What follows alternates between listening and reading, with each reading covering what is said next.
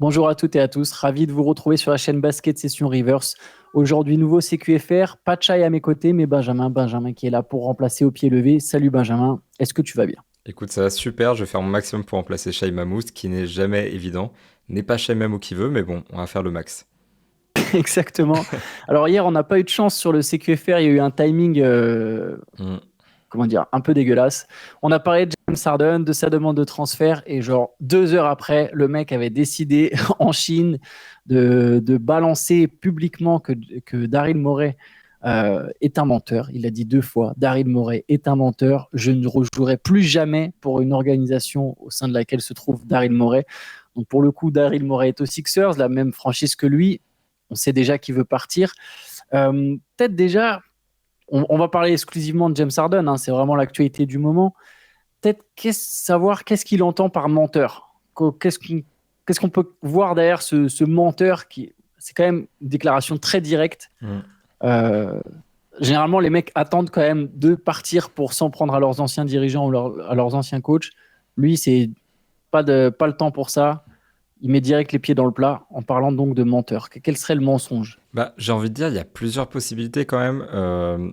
Déjà, il y a ce côté transfert où il avait annoncé qu'il ferait son maximum pour bouger Harden, où il disait, nous, on aimerait le garder et le faire changer d'avis, mais on va quand même essayer d'accéder à sa requête. Et du coup, là, le fait qu'ils disent, on se retire du marché, ça fait un peu mensonge déjà, on peut se dire ça comme ça.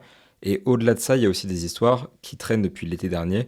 Il avait signé une extension de contrat à un prix plus ou moins avantageux, environ 25% du salary cap, 26 et des brouettes exactement.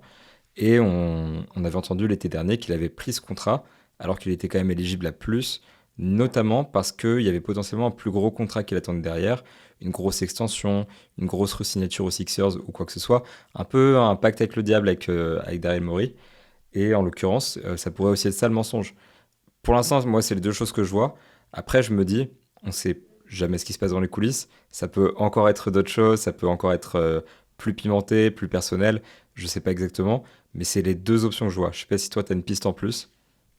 Non, mais pareil que toi, c'est les histoires de contrat. En plus, ça ferait deux mensonges de suite parce que si on prend là ce que tu dis, tu vois, il peut y avoir. Donc l'an dernier, le côté, bon, bah, allez, tu signes une prolongation, enfin, quand il arrive aux Sixers, tu signes une prolongation avantageuse et on te fera un gros contrat derrière. Bon, ok, la pilule passe pas, alors il se rend compte qu'il y a pas le contrat qui vient. Et là, il peut effectivement activer son option et en se disant, bah, il me promet un transfert, donc c'est bon, j'active mon option. Et bim, tu vois, ça fait deux de suite. Je pense qu'effectivement, ça te met un sacré coup sur la tête. Après, honnêtement, moi, je l'avais déjà dit hier dans le CQFR, je le répète là, et je crois que tu es du même avis, mais James Harden, à un moment, il avait l'opportunité d'être libre, en fait. Mais carrément. Il avait juste à. Tu vois, les options, tu les actives avant la free agency, par définition, c'est logique. Donc, à un moment, en juin, il avait qu'à juste à dire, bah non, moi, je n'active pas mon option, je me retrouve libre. Et là, il peut toujours négocier avec les Sixers, ça l'empêche pas de partir. Donc, il y a quand même un peu vouloir le beurre et l'argent du beurre, parce qu'il voulait ces 36 millions de dollars. Je pense que c'est une somme qu'il n'aurait pas forcément eu sur le marché. Je sais pas si toi, tu es d'accord avec ça. Est-ce que tu penses que, par exemple, James Harden, il aurait pu signer un contrat à plus de 40 millions enfin, Bah, cet été? en fait, c'est un Il me petit peu semble. le paradoxe de fou, je trouve. T'as raison, déjà, il s'est enfermé tout seul là-dedans. Et en fait, en prenant son option, non seulement il donne l'impression de s'être mis tout seul dans cette situation dont il veut sortir, mais en plus de ça, il donne la sensation d'avoir conscience qu'il n'y a pas de marché pour lui. Parce qu'actuellement, on est sur un marché qui est quand même très saturé. Il y avait cette histoire de Houston qui était intéressé, et peut-être qu'il a pris son option aussi parce qu'il savait que Houston finalement ne l'était pas. Mais s'il prend cette option-là, c'est sans doute aussi qu'il a conscience que en fait personne va lui donner ça sur le marché libre. Donc je me dis, il savait à quoi s'attendre. Il peut pas demander un transfert et d'un coup toutes les équipes elles sont motivées, elles ont la place, etc. Voilà quoi. Donc c'est un peu paradoxal de la part de James Harden, j'ai envie de dire, même si Daryl Morey lui avait fait des promesses, c'est vrai qu'il a activé son option et demandé son transfert au même moment. C'est très paradoxal comme comportement de dire, écoutez, j'active mon option pour rester un an de plus, par contre, je veux pas rester un an de plus. J'ai l'impression d'être dans la flamme, tu vois. On est face à Jonathan Cohen qui est en train de nous dire un truc complètement absurde. Et maintenant, bah, il Belle essaie de ref. sortir de ça par tous les moyens possibles. Mais du coup, enfin, il s'est vraiment enfermé dans la cellule et maintenant, il secoue les barreaux comme un taré en disant, mais Les gars, laissez-moi sortir. Libérez-moi. C'est des très belle métaphore. Mais j'ai l'impression que c'est. D'ailleurs, tu as écrit un article là-dessus, donc tu vas pouvoir nous en parler un peu sur le rapport de force entre les joueurs et les franchises. Kyrie, au final, il fait un peu la même chose l'an dernier. Il active son option avec les Nets pour demander son transfert, ne pas l'obtenir, puis finalement obtenir gain de cause en février ou fin janvier. Je me souviens plus exactement la date du transfert au Mavericks, mais tu vois, il y a un peu ce côté, je veux tout à la fois. À un moment, les gars, il y a des joueurs quand même, ils se sont battus pour la free agency. Tu peux t'as cette possibilité d'être libre et de signer où tu l'entends, saisis-la. Donc là, on est dans le rapport de force. J'y viens du coup, on est dans le rapport de force avec cette nouvelle mode qui est de forcer son trade. On le voit de plus en plus. Qu'est-ce que ça peut impliquer pour la Ligue, cette demande de James Harden et le conflit ouvert? Tu le dis dans ton article, tu dis c'est même plus un bras de fer. Je suis d'accord avec toi. Je ne sais même pas quelle expression on peut employer maintenant pour définir ce rapport de force entre Daryl Morey qui est ultra têtu et James Harden qui obtient souvent gain de cause aussi quand il demande à partir. Bah, pour moi, c'est vraiment une guerre ouverte. Et voilà, c'est ce que j'écrivais hier, c'est que ça concerne toute la NBA. Parce que plus on avance et plus les joueurs prennent de pouvoir. Quand Anthony Davis, par exemple, avait demandé son transfert des Pelicans, on était déjà en mode, ah, il y a une tendance quand même qui commence avec les Paul George, Anthony Davis, etc., de joueurs qui demandent à partir. Kyrie Irving, il a fait un petit peu dans la même veine, c'est-à-dire qu'il prend son option. Donc là, il va encore un step plus loin, il demande son transfert. Mais par contre, au moins, il vient jouer. Et il essaie Ouais. d'être bon pour son équipe quand même.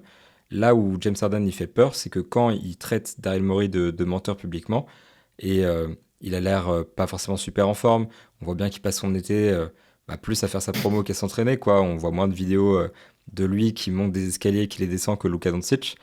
Euh, du coup, tu as l'impression qu'en fait, il va un petit peu saboter le début de la saison des Sixers, comme il l'a fait aux Nets, d'une certaine manière, comme il l'avait fait surtout à Houston, en se disant, ce qu'il faut que je fasse, c'est que je baisse au maximum ma valeur aux yeux des Sixers pour qu'ils aient tout intérêt à me transférer et que je puisse partir. Et du coup, il pousse encore le jeu un peu plus loin. Les joueurs ont déjà le pouvoir de demander des transferts, mais dans certaines conditions. Là, il a quand même pris son option. Son équipe a aucune contrepartie jouable sur le marché, parce que les Nets pour Kyrie Irving, par exemple, ils en avaient une quand même avec Dorian Finney-Smith, et le package qui avait été proposé, c'était intéressant, et ils avaient envie de se débarrasser de Kyrie Irving. Et là, il n'y a Mais aucune attends, contrepartie. excuse-moi Je t'en Benjamin, je te prie. coupe.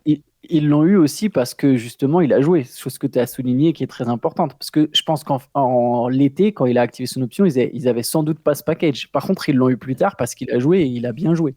Oui, en plus, les Mavericks étaient dans une position dans laquelle, au milieu de la saison, ils se rendaient compte que ça marchait pas trop, ils ont voulu appuyer sur le bouton.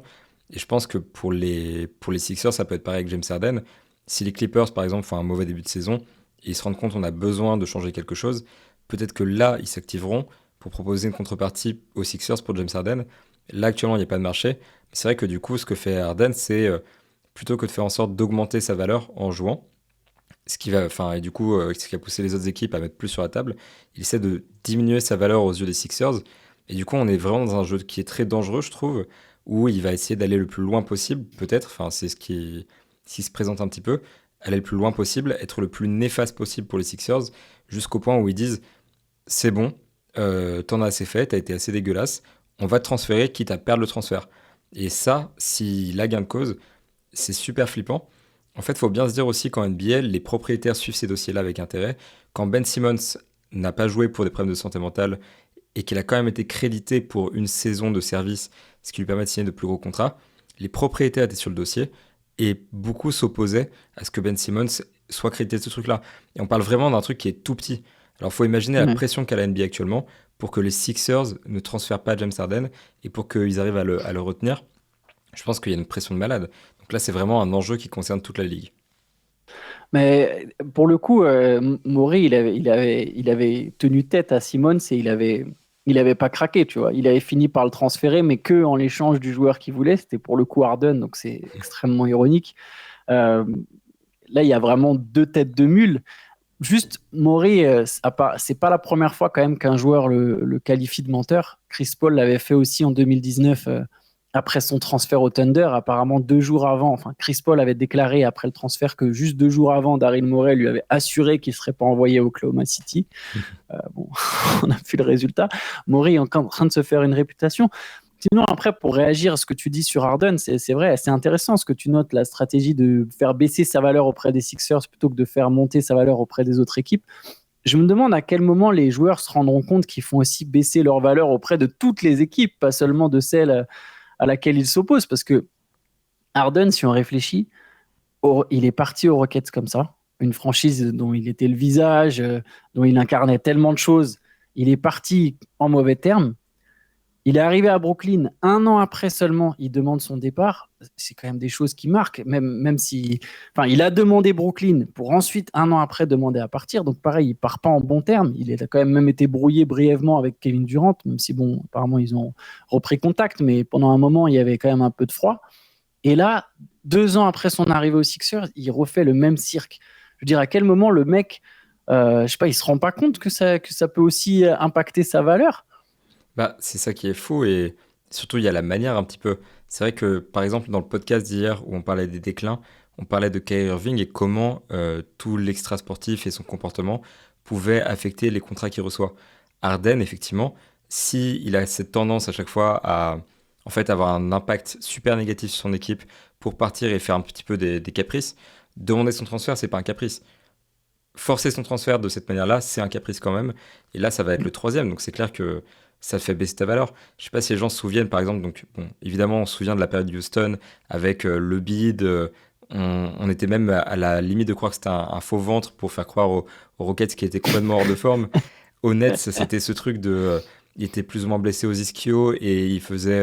Il y avait cette scène aussi, tu sais, où il y a une perte de balle, il perd le ballon et il regarde le ballon partir, il s'arrête de courir, et du coup, le joueur des Pistons prend la balle et va dunker. Et tu sais, genre, c'était limite un truc en mode, il a laissé les Pistons marquer volontairement, et ça donnait l'impression qu'il sabotait les Nets. Donc, à force qu'il fasse ce genre de choses, c'est vrai que, t'es les Clippers, est-ce que tu prends Harden contre de la vraie valeur, sachant que ça se trouve dans 1 an, et ben Harden, il est là avec son bid et à laisser les autres équipes marquer, parce qu'il veut partir, tu vois. Assez compliqué. Donc ouais, il a fait clairement sa valeur. Et là, je suis pas sûr qu'il retrouve un gros contrat s'il continue comme ça. Donc j'ai aussi du mal à voir ce qui est dans son jeu. Et je me demande comment se positionne la NBPA, le syndicat des joueurs, par rapport à tout ça. Parce que ça doit être une situation un petit peu compliquée. Certes, on veut que les joueurs aient plus de pouvoir. Du côté des joueurs, j'entends. Mais je pense qu'il y a quand même certaines limites. Et là, Harden, il est en train de faire des choses qu'on pensait un petit peu inimaginables quand même il y a quelques années. Donc où est la limite? Je pense que c'est la grande question. Et quelles sanctions il risque, justement? Bah, Quelles pour, sanctions il risque? pour l'instant, dans le CBA, puisque j'ai tout vu et tout pour être sûr, en fait, le plus grave auquel il s'expose, il y a potentiellement une amende là pour ses commentaires sur Maury, mais concrètement, on peut dire qu'il s'en fiche. Mais en fait, avec ses commentaires sur Maury, il s'expose surtout de la part de son équipe à donc une amende, mais à une suspension. Et sauf qu'en fait, du coup, c'est carrément jouer son jeu que de le suspendre, parce que le mieux que lui pourrait faire pour affecter sa valeur négativement, c'est de pas jouer, pas être là au training camp, etc. Sauf que dans le CBA, il y a une clause qui interdit à un joueur en gros de retenir ses services, c'est l'expression employée, pendant plus de 30 jours. S'il va pas au training camp et qu'il refuse de jouer, les Sixers ensuite peuvent le sanctionner. Et la plus grosse sanction qu'ils peuvent lui mettre sur une année de free agency, c'est l'empêcher de signer dans un autre club de basket, et ça inclut même hors NBA, après cette année aux Sixers. C'est-à-dire que s'il joue pas cette année, qu'il refuse de jouer, les Sixers peuvent dire tu joueras plus nulle part. Tant que t'as pas joué pour nous, tu joueras plus nulle part. Donc ça, c'est le gros coup de pression que Maury peut lui mettre. Sauf que du coup, s'il le suspende, eh ben, c'est pas retenir ses services, puisqu'il est suspendu, tu vois. Donc Ouais. ce jeu-là, tu vois, d'insulter Maury et de dire un petit peu suspends-moi, eh ben, c'est aussi pour aller dans son sens. Et si Maury le suspend, il y perd aussi. En même temps, s'il le suspend pas, quel message il envoie à ses joueurs, etc. Donc, c'est un peu compliqué. Donc le plus grave qu'il risque, c'est de plus pouvoir être free agent. Et je pense que ce qui risque au max en réalité, c'est tout simplement une amende et qui s'inquiète de rien d'autre en fait. Ouais. Puis les amendes, bon, voilà, on sait quel que soit le montant, on parle quand même de multimillionnaires. Alors bien sûr que ça leur fait jamais plaisir, hein, mais c'est un peu, c'est comme nous quand on prend une amende pour stationnement, quoi. Ça T'en beaucoup, prends beaucoup des amendes pour stationnement, toi? Non, plus trop, mais ça m'est déjà arrivé. Crois-moi, j'ai atteint des montants. On pourra en discuter dans une certaine late session. J'ai atteint des montants assez extraordinaires. Mais bref, ça mis à part, il y a Daryl Morey. Alors, il n'a pas réagi directement, lui, évidemment. Euh, mais il y a un journaliste, Jason Dumas, euh, qui avance que Daryl Morey n'aurait pas été affecté par les commentaires et qu'au final, ça n'aurait pas changé ses intentions, c'est-à-dire de garder James Harden et enfin, c'est pas juste de le garder, mais le discours avancé pour l'instant du côté de Philly, c'est on veut le convaincre de participer au projet et d'essayer de viser le titre cette saison, ce qui me semble en fait impensable quand tu dis l'état. J'imagine pas l'état du vestiaire. Je veux bien croire que la gagne arrange des choses, que quand tu joues, ça recrée des liens, etc. Mais je me dis, vu d'où elle part cette équipe de Philadelphie, c'est impossible de l'imaginer championne en fait en juin 2024. Et Je vois puis, pas dans quel monde. même pour Harden, c'est dur comme situation parce qu'il veut partir. Et là, on lui dit, non, tu vas rester.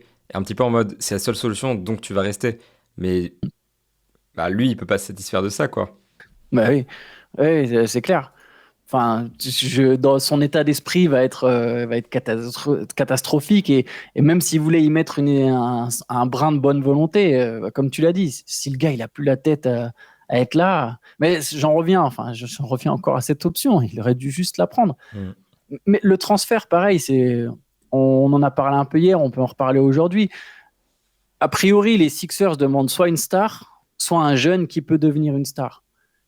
Et ça, c'est des contreparties qui me semblent irréalistes pour James Harden pour tout un tas de raisons, que ce soit sa mentalité, son déclin physique, ses performances en playoff, sa situation contractuelle, 35 millions de salaire et contrat expirant. En fait, tout ça mis ensemble, je me dis, mais comment tu peux avoir une star en échange? Je vois pas quelle équipe. Est-ce que tu arrives à imaginer une équipe qui donne ne serait-ce qu'un joueur potable en échange? J'ai du mal à trouver. Je vois pas comment ils peuvent avoir mieux que genre Marcus Morris, Norman Powell. J'ai l'impression que c'est déjà presque beaucoup en fait. Bah, moi, c'est exactement ça que je vois comme plafond. Tu dis Norman Powell, c'est exactement le joueur auquel je pense. Genre, c'est un très bon joueur de basket. C'est pas une star, mais normalement, ça fait l'affaire. Parce qu'on est quand même à un stade où Harden, c'est plus la star qu'il était à Houston. C'est clairement pas un candidat au titre de MVP. En playoff, ses chiffres s'effondrent. Donc, tu peux pas demander une star qui, par exemple, performe en playoff. Tu peux pas demander une star, en fait, qui performe tout court à un niveau qui est vraiment star. Surtout qu'aujourd'hui, du coup, les stars qui sont dans une position où elles ont un salaire qui est inférieur au max parce qu'il faut bien matcher les salaires, euh, elles Ouais, sont c'est vrai. disponibles sur le marché, elles sont pas au cœur de leur projet, elles sont à un niveau à peu près équivalent de celui d'Arden.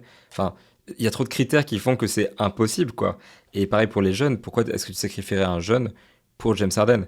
Si James Harden ne peut pas être efficace en playoff à Philadelphie, pourquoi est-ce que tu dirais, je vais faire un push pour le titre, je vais prendre James Harden. Les Nets ont essayé de le faire, ça n'a pas fonctionné parce que pour plein de raisons. Les Sixers ont essayé de le faire, ça n'a pas fonctionné pour plein de raisons. Est-ce qu'il y aura vraiment une troisième équipe qui va se dire, ouais, l'élément manquant pour le titre, c'est James Harden? Je pense pas, non. Je pense que Bah ouais, j'ai l'impression. le max un petit peu, c'était peut-être si les Suns prenaient pas Bradley Beal, tu vois, peut-être qu'ils auraient pu faire un truc. À partir de Ouais. là, moi, je vois une impasse. Ouais, une équipe qui a. Ouais, voilà, exactement. Une équipe qui a deux superstars. Pour le coup, il y avait Phoenix et Los Angeles, bah, les Clippers, et encore qui a deux superstars et qui est désespéré en fait. Un peu. Les Clippers, c'est un move. J'ai l'impression que c'est presque un aveu d'échec sur Kawhi et Paul George de se dire il faut qu'on mette le plus de stars autour au cas où il y en a un ou deux qui manquent à l'appel en playoff, il nous en reste deux autres quoi. Mais bon, c'est- je vois pas. Et même eux, même désespérés, je veux dire, eux, ils lâcheront jamais Paul George. Et tu as raison, sur les salaires, la plupart des stars sont plus payés qu'Arden, vu qu'il a pris cette réduction, ce rabais. Donc, effectivement, il faut équilibrer. Et même Chicago, je vois pas pourquoi Chicago, par exemple, enverrait DeRozan contre Harden. Ça n'aurait pas de sens pour les Bulls. Et C'est. en plus, enfin, tu vois, c'est pas comme si c'était Harden plus, t'as des trucs à envoyer avec. On parle vraiment de Harden quasi sec parce que ils ont déjà balancé des tours de draft pour récupérer d'autres joueurs. À l'époque, Jim Butler, il y avait eu Tobias Harris, James Harden aussi. Il a fallu 2 premiers tours de Ouais. draft pour le récupérer. Donc, ils sont vidés de leur capital draft. Donc, à ce stade-là, quand t'es Philadelphie, qu'est-ce que tu peux vraiment proposer en plus de James Harden pour faire passer la pilule? Parce que à la rigueur, si tu me dis on récupère Lavine ou DeRozan ou je sais pas qui contre Harden, ok, mais avec deux premiers tours de draft ou peut-être 3 premiers Ouais. tours de draft. Mais là, du coup, il n'y a pas ça, donc c'est pas possible. Ils peuvent l'échanger contre Ben Simmons. Hein. Je pense que les Nets, là, ils sont preneurs. Non, Non, mais mais ils ont c'est. gagné le transfert, hein, finalement. Ouais, d'une certaine manière, ouais. Je pense qu'ils l'ont fait trop tôt, ce transfert. Ils auraient dû le faire 3 mois après. Il y avait toujours la même offre, à mon avis. Mais oui, tu as raison. Les pics. Et bon, ils ont toujours le cas Simmons, mais oui, dans l'affaire, même avec Kyrie, on peut se demander au final, est-ce qu'ils n'ont pas. Sean Marks a plutôt bien négocié son affaire avec le recul. Mm. Mais le futur de James Harden est compliqué. Et du coup, celui des Sixers est compliqué parce que j'ai l'impression que, quelle que soit l'issue de, cette, de cet épisode, Philly sera perdant. J'ai l'impression que, donc, comme on l'a dit, il n'y aura pas de star en échange. Donc, il y aura peut-être 2 role-players, mais imaginons même dans un climat plus sain, tu rajoutes 2 role-players avec Maxi et Embiid. Je me dis qu'à part énorme bond de Maxi, c'est quand même léger pour jouer le titre. Je ne sais pas ce que tu en penses sur ça. Je suis Et, d'accord. et si Harden reste, bon, on l'a dit, de toute façon, il y avait déjà des limites sur cette équipe, même avec Harden qui était plus ou moins content. Donc, je sais pas, à part si Nick Nurse fait des miracles, voilà, ça fait à chaque fois des grossis. Je vois pas comment cette équipe en l'état, même avec James Harden, elle peut viser le titre. Et on en vient à se demander, Joel Embiid, en fait. Et Joel Embiid, qu'est-ce qu'il a fait cette nuit? Il a retiré Sixers de sa bio. Bon, alors, voilà, là, j'extrapole, hein, c'est... Non, Mais, mais pourquoi pas, hein. mais, mais voilà, tu vois, c'est quand même cocasse que, pile à ce moment-là, il décide d'enlever, il a enlevé son truc processing là qu'il avait toujours, qui était lié au process, et il a retiré Sixers de sa bio. Je pense que pareil, c'est des petits signes. Ça va se demander à quel moment, en combien de temps Joel Embiid il va supporter tout ça lui aussi. Bah, c'est vrai que là, en fait, Philadelphie, si tu rajoutes 2 role-players, l'équipe sur le papier, on sait jamais ce que ça donne en vrai, c'est vrai, mais sur le papier, c'est pas du tout un contender. Et si tu gardes James Harden, qui n'est pas à son max, c'est pas non plus un contender. Surtout que donc il y a James Harden qui va pas être à son max. Mais en plus, l'ambiance dans le vestiaire, je veux pas imaginer. Et en plus encore, il y a, je sais plus qui en parlait la dernière fois, mais quand Ben Simmons avait été transféré, plusieurs joueurs s'inquiétaient d'être dans le package. Parce que du coup, souvent, ces trades-là, ils Mm. se font pas en sec. C'est vraiment, tu as une troisième équipe, il y a des joueurs qui partent avec. Là, par exemple, je parle du contrat d'Arden et du fait de matcher avec notre star. S'il faut matcher avec notre star, bah, je sais pas, peut-être que Paul Reed, bah, enfin non, du coup, parce qu'il est pas transférable, mais Ouais, un Korkmaz autre ou je mec sais pas avec un qui. salaire. Ouais, voilà, c'est ça, hein. Bon, je dis Korkmaz parce que voilà, tu vois, et lui, il voulait partir en l'occurrence, mais un autre mec peut partir, quoi. Donc, tout le monde a peur pour son poste à Philadelphie, et c'est dur de s'investir à 100% dans un projet sportif qui est un petit peu bancal, avec un nouveau coach qui a des manières un peu tyranniques, en tout cas qui va te pousser fort, alors que tu sais que ça se trouve, tu seras plus là pendant longtemps. Tu vas pas te cramer, sachant que tu vas être transféré dans une équipe en reconstruction dans pas si longtemps que ça. Donc, tout ça, c'est dur. Et je trouve que le scénario est terrible. Et le cas Embiid, je pense qu'il faut vraiment l'aborder parce que on arrive sur la fin de contrat de Tobias Harris, qui était déjà pas un contrat qui était glorieux. PJ Tucker, ça fonctionne pas. Paul Reed, ça a été le principal free agent de Philadelphie. Et ok, il est prolongé, mais c'est que Paul Reed, quoi. Tyrese Oui. Maxey, il est pas encore sous contrat. Euh, Ils ont les droits dessus, donc il va pas partir. Mais voilà, c'est jamais que Tyrese Maxey, quoi. C'est pas, on le propose pas de jouer avec Michael Jordan. Et là, il y a ce truc dont tu parles de retirer Philadelphie Sabio. Il faut pas oublier non plus qu'au début de l'été, à un moment, il avait quand même dit, eh, moi, mon objectif, c'est de gagner un titre à Philadelphie ou ailleurs. Et il se projetait Ouais. pas mal là-dessus. Alors certes, il a mis ça sur le côté troll et tout. Eh les gars, je suis le meilleur troll de la sphère NBA. Si tu lui poses la question par rapport au fait d'enlever Philadelphie, il va sans doute te dire, ah ouais, ouais, non, mais je suis trop un troll, c'est Oui, trop marrant et tout. exactement. Mais en vrai, est-ce qu'il n'y a pas un fond de vérité, quoi? Je pense qu'il faut vraiment se poser la question. Là, on arrive au stade où Embiid pourrait demander son transfert au milieu de la saison ou la saison prochaine si Maury Été trouve pas une solution. 2024. Ouais, Ça sent bien le été 2024 après un énième échec en playoff. Je ne sais pas combien d'éliminations au second tour Embiid peut supporter, même s'il a sa part de responsabilité. Hein. J'ai été le premier à les gratiner sur plein de choses sur les playoffs, mais je crois que ça serait la cinquième, si je dis pas de bêtises, ou la quatrième ou cinquième de suite. Quatrième peut-être de suite, faudrait vérifier. je suis en train de vérifier. Cette année, ou peut-être cette année, c'était la quatrième, et du coup, en 2024, ça serait la cinquième s'il sortait encore au second tour. Alors là, cette année, c'était la troisième d'affilée Ok, donc ça serait et, la quatrième. et la cinquième depuis 2017, parce qu'en 2020, ils sortent au premier tour contre les Celtics. Je l'avais oublié, tu sais, Ah mais ils oui, sont c'est sweepés. vrai. c'est vrai, exactement. Donc, tu vois, ça ferait vraiment beaucoup. Euh, Généralement, une superstar de ce calibre, MVP, dans une équipe comme ça, qui passe pas ce cap, elle finit par partir. Elle finit par partir. Quelle est sa part de responsabilité ou non? De toute façon, elle finit par demander à aller voir ailleurs et par être tentée par aller. Je parle vraiment calibre MVP, là. Je parle même pas de Lillard ou John Wall qui ont été des vrais superstars.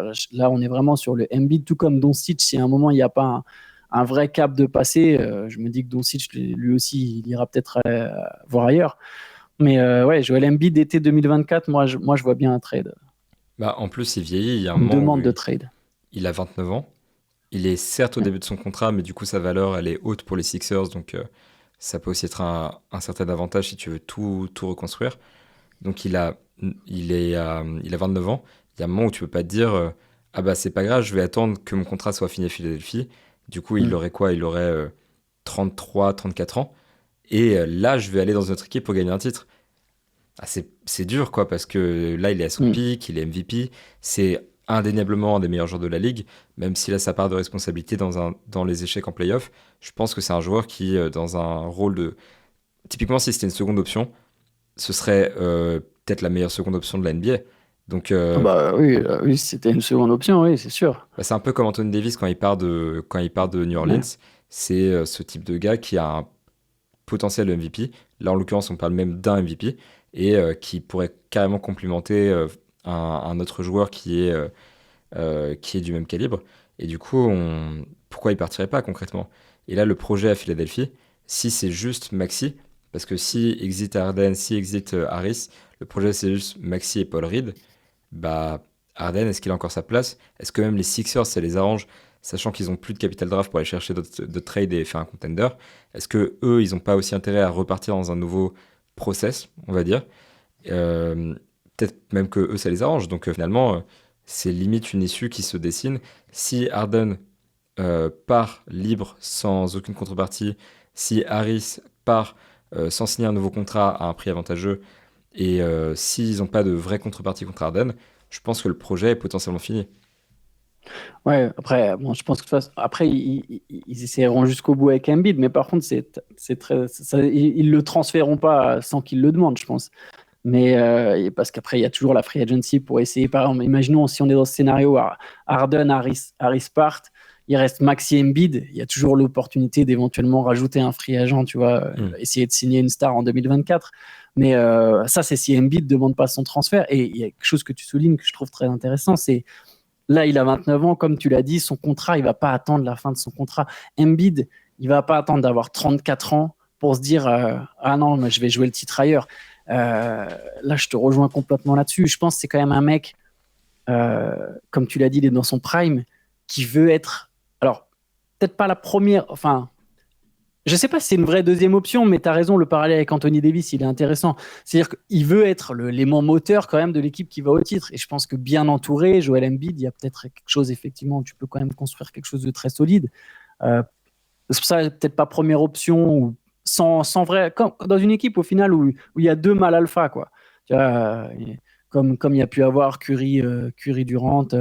Je sais pas, j'ai pas d'exemple en tête de là où il pourrait aller. Enfin, si, les Warriors, mais je pense qu'il demanderait Golden State. J'en suis assez convaincu que les Warriors feraient partie de sa liste et serait peut-être même sa destination préférentielle. Mais voilà, Embiid, il veut quand même être l'élément moteur de l'équipe qui gagne. Il veut pas juste à 34 ans, bon bah maintenant je suis un peu moins dominant. Qui sait quel niveau il aura à 34 ans avec ses blessures? Ah bah c'est maintenant que je vais aller rejoindre une équipe, je suis libre. Ah non, je suis d'accord, je suis sûr qu'il attendra pas la fin de son contrat pour bouger si jamais à Philly ça marche pas. En plus, je trouve qu'on a souvent tendance à un peu individualiser ce genre de processus de réflexion, en mode Embiid veut, X joueur veut, mais on a tendance à oublier qu'il y a des agents derrière qui vont pousser pour ce genre de choses. Et typiquement, Embiid, il est représenté par la CAA, c'est un ancien client de Leon Rose qui maintenant est devenu le président des Ouais, le Knicks. président des Knicks. Ouais. Et c'est l'agent qui a poussé LeBron James à aller au Heat, c'est la CIA qui avait monté ce projet-là au Heat. Ils ont l'habitude de ces choses-là. Et évidemment, les agences, elles poussent pour que leurs clients soit aient le plus de réussite possible. Donc fatalement, si à un moment le projet à Philadelphie il est bancal, non seulement Embiid de lui-même peut vouloir partir et réfléchir à tout ça.